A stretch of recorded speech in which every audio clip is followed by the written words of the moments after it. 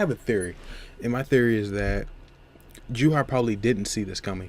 He Because this is a power of the Soul King, right? This is, he's God. So I believe that this is outside of what Juha can see, because this is on another level. Like, the Soul King is probably a little bit higher in like a deity sense or whatever. I called it. I called it. I called it. I definitely called it.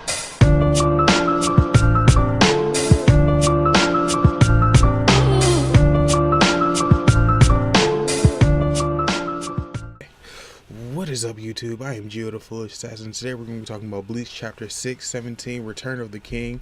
And last week I called it. I said that Ukitake's power is out, or his god power is outside of Juha's eyes, but we're going to jump off, we're going to skip all that all the way to the end. But yeah, this week was a really good chapter. We had like a lot of action going on. We had like a really big reveal, which we'll talk about at the end. It was a really solid chapter, but let's rewind it back, and we're going to talk about the chapter. So the chapter pretty much ends chapter begins where Ukitake is, he's screaming in pain, and you see like a black fluid coming out of his mouth, or like a black energy coming out of his mouth and eyes, and apparently nose. And everyone's looking as that the right hand of God is reaching up into the sky, and I'm assuming it's creating a portal directly to the Soul King, because I guess like there's no physical link between the two worlds. And so it's shooting into the sky. Urahara noticed that the shaking has stopped. Then we cut over to the Soul Palace, where we have Juha. He's still bound in that string, and he says, "What is the meaning of this?" Everyone looks over, and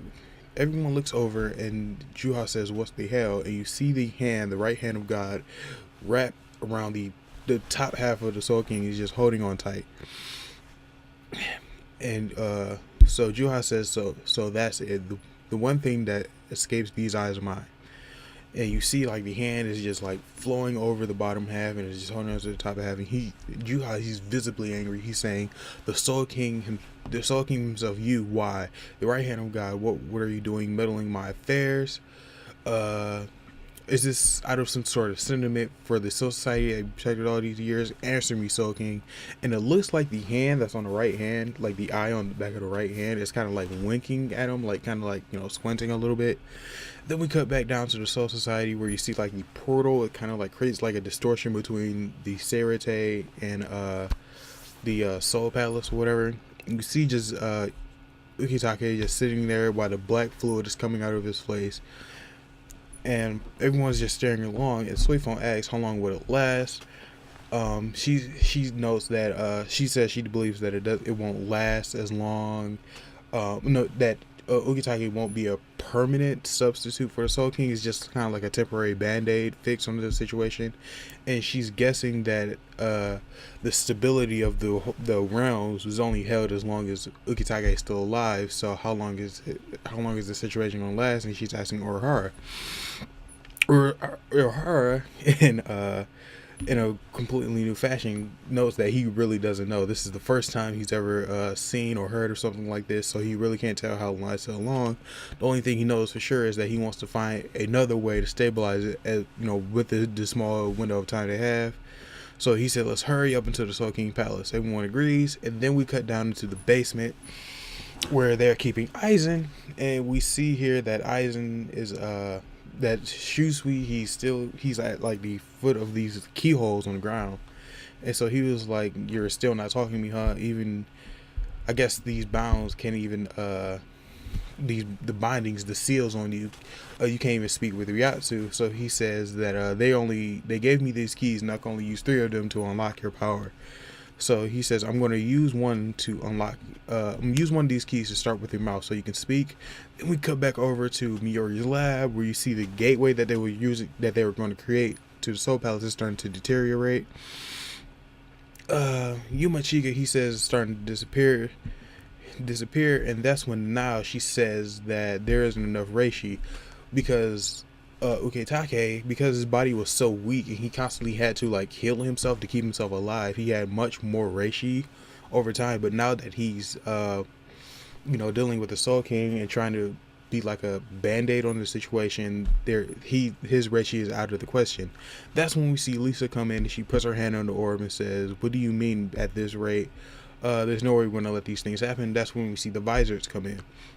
Then right after that, we see Miuri. He's at the top, like where the hole was formed for Ichigo's squad to go up.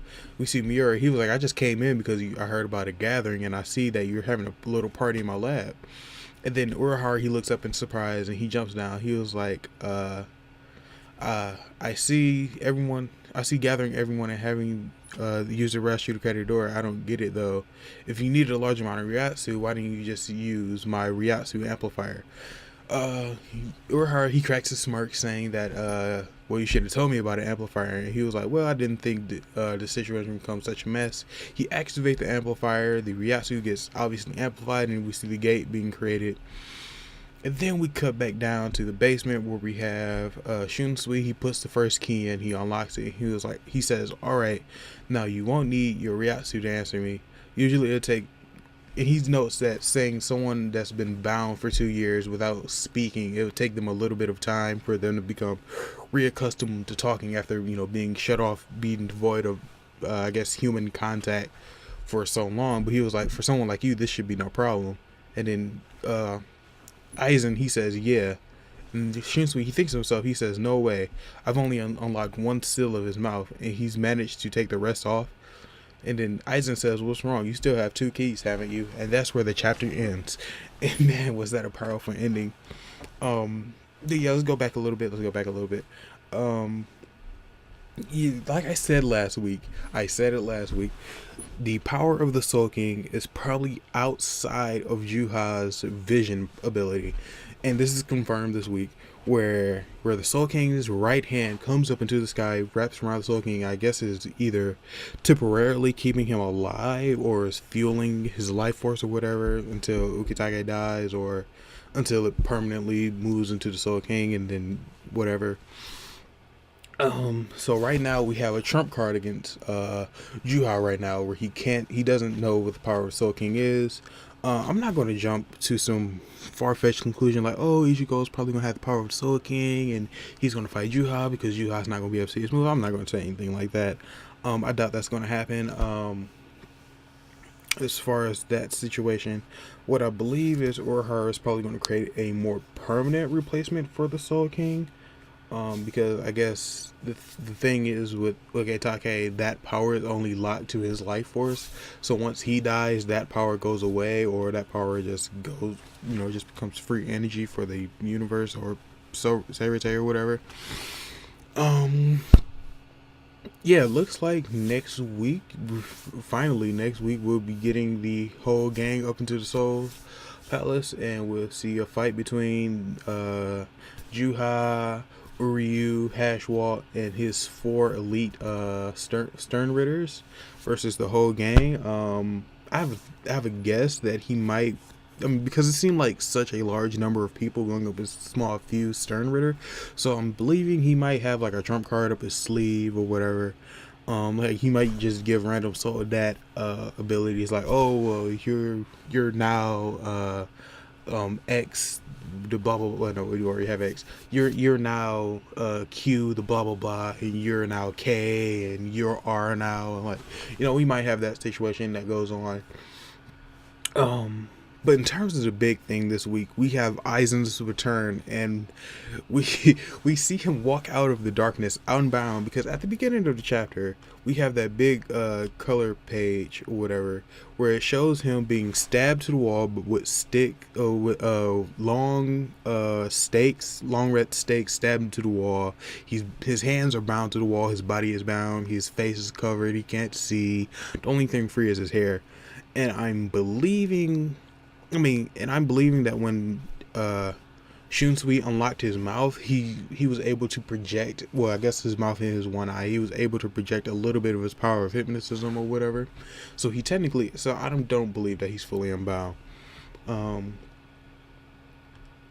terms of that, I don't know what Aizen's plan is now that he's free.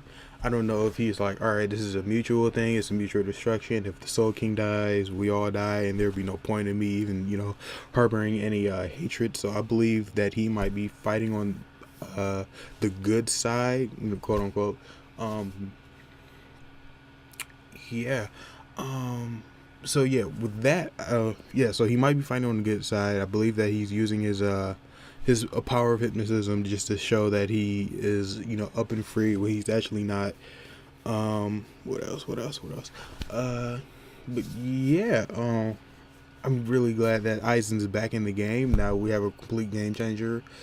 How will he go up against Juha?